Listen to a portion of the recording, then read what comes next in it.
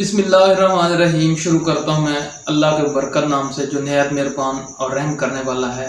میرا نام ساجد آکاش ہے اور آپ ساجد آکاش یوٹیوب چینل سے براہ راست مخاطب ہیں۔ میری آپ سے درخواست ہے کہ میرے چینل کو سبسکرائب کیجئے گا اور نئے آنے والی ویڈیوز دیکھنے کے لیے بیل آئیکن کا بٹن پریس کیجئے۔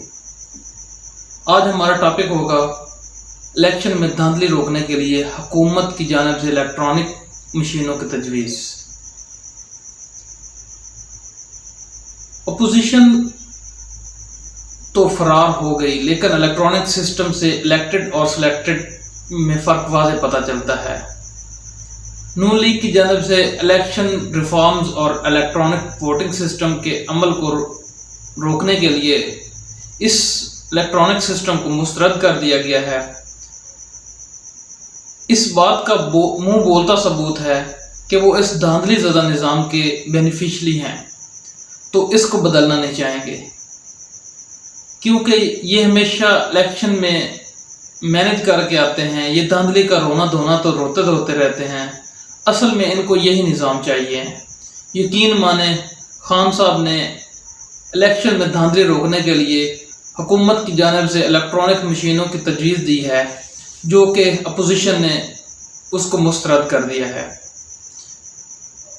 ان پی ڈی ایم اور اپوزیشن جماعتوں کا یہی خیال ہے کہ الیکٹرانکس ووٹنگ سسٹم سے نظام بالکل درست ہو جائے گا، تو وہ جو دھاندلی کرتے ہیں اور جو دھاندلی کا رونا روتے ہیں، ان کا وہ مشن ناکام ہو گیا ہے۔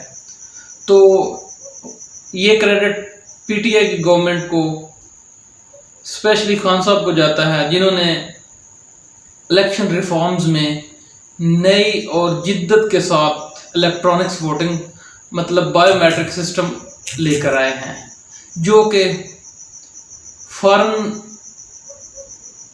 جتنے بھی فارن لوگ ہیں، سب فارنر کے لیے بھی بیسٹ ہے کہ وہ اپنے ملک کے ایک اچھے نمائندہ کا انتخاب کر سکیں گے۔ یقین مانیں، خان صاحب نے ان سبھی کو اس طرح بے نقاب کر دیا ہے کہ وہ اب کسی کو بھی منہ دکھانے کے قابل نہیں ہے۔